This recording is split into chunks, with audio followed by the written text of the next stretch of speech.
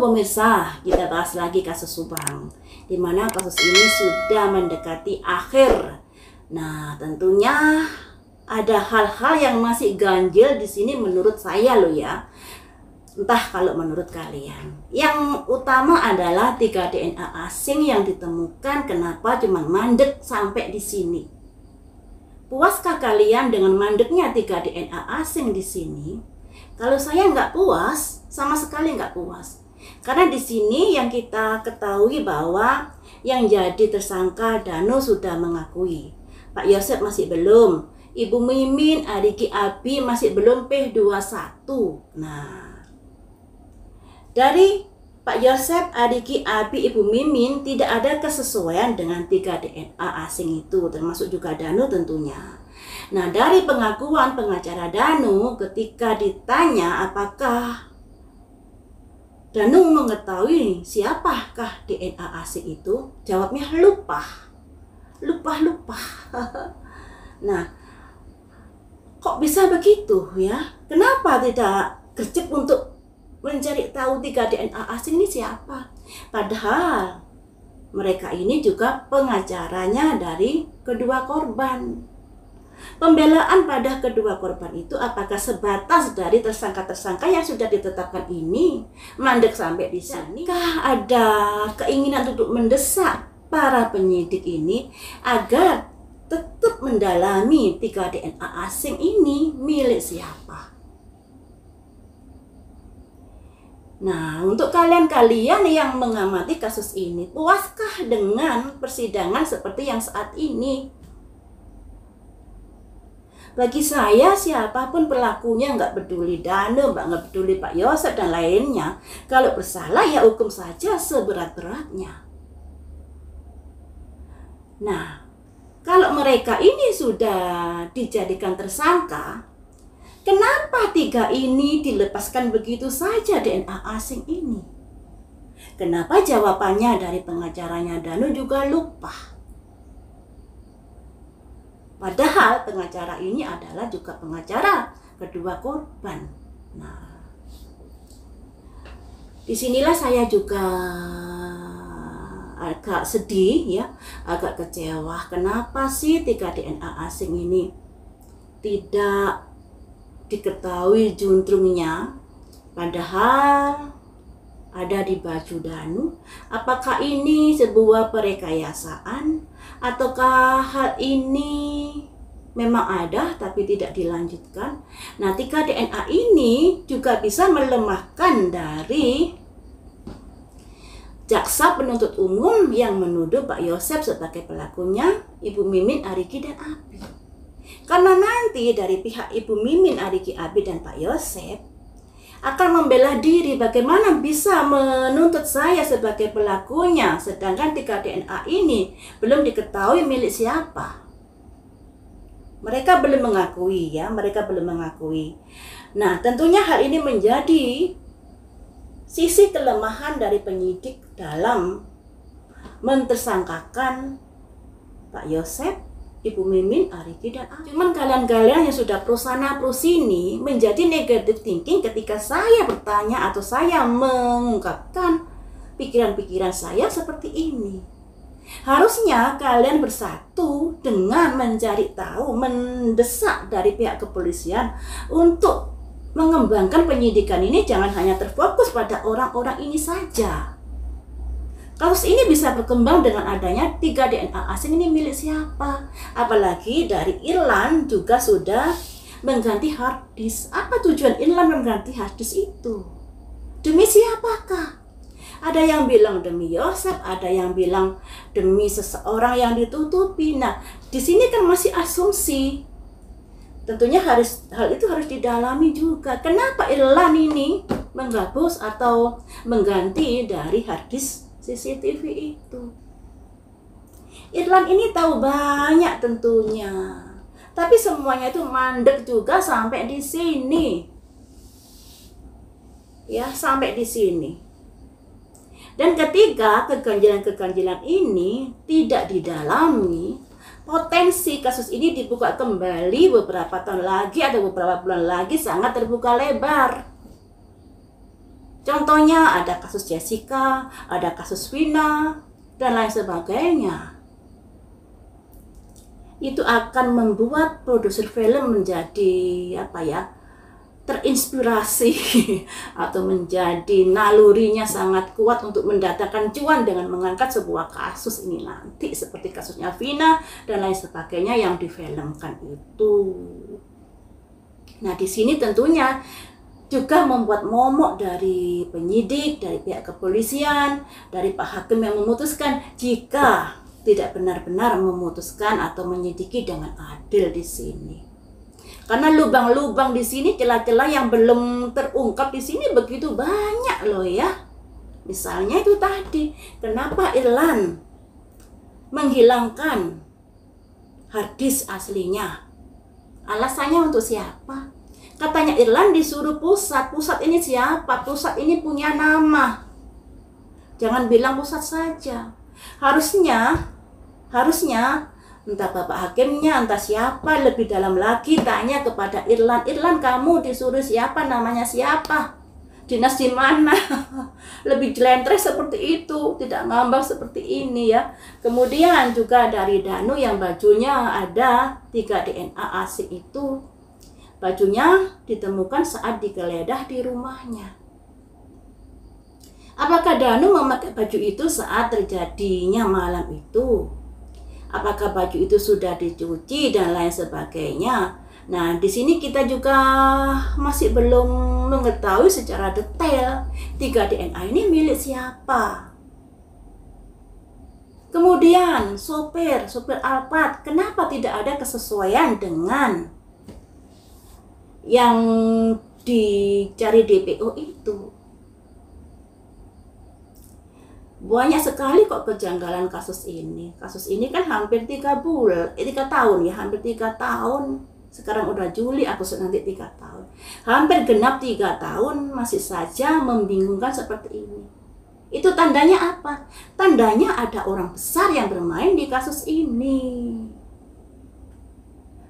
Sayangnya di sini netizen, penonton yang mengawal kasus ini tidak bersatu. Sudah dipecah belah mulai dari awal, ada yang pro ini, ada yang pro ini. Ketika ada yang mengungkapkan curiga ini, diserang, dihujat dan lain sebagainya. Ya, andai kata bersatu, kasus ini tentunya akan lebih gercep lagi seperti kasusnya Vina ya, untuk bisa mengungkap siapa saja yang bermain di kasus ini, termasuk dari 3 DNA asik ini juga, termasuk demi siapa Irlan melakukan itu. Katanya disuruh pusat. Pusat siapa? Namanya siapa? Masa pusat saja? Masa nggak punya nama yang nyuruh? Harusnya pihak-pihak yang terkait di dalam persidangan lebih gercep lagi bertanya, Irlan ini disuruh siapa? Namanya siapa? Sampai sekarang kita nggak tahu namanya siapa. Mengapa ditutupi sedemikian rupa? Orang besarkah itu? Punya nama besarkah itu di Indonesia? Nah, di sini kalau saya menggebu-gebu ya memang saya emosi karena kasus ini seperti itu. Saya bicara begini bukan berpihak pada ini dan itu, bukan. Karena memang kasus ini masih ganjil.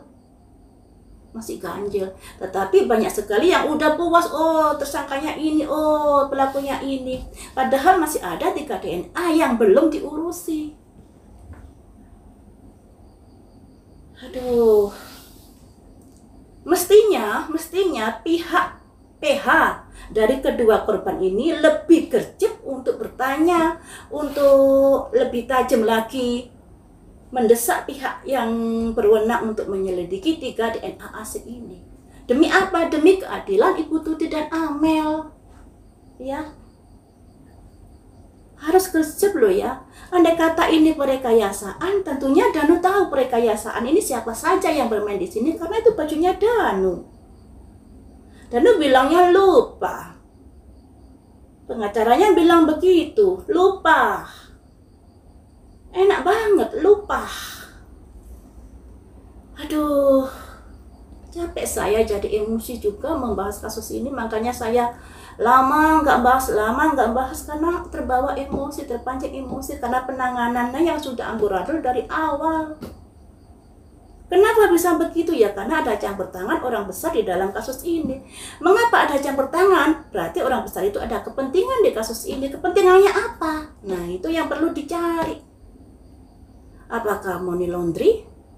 Ataukah apalah-apalah? Jadi teman-teman, alangkah baiknya bersatulah.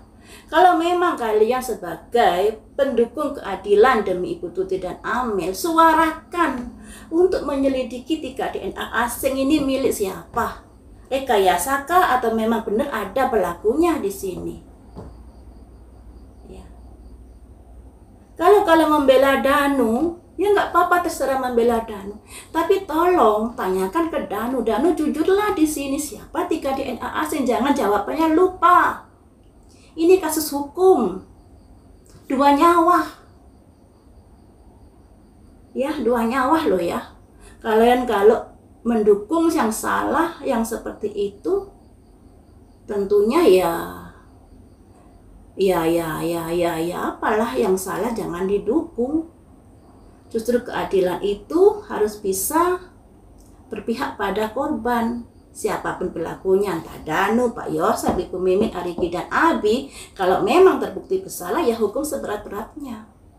Cuma jangan kesampingkan 3 DNA ini, maksud saya seperti itu. Jangan kesampingkan 3 DNA ini, kok enak. Ya desak dari Danu untuk berkata jujur. Andai kata 3 DNA asing ini direkayasa, siapa yang merekayasa? Kok bisa baju itu di rumah Danu andai kata direkayasa? Siapa yang noleti baju itu?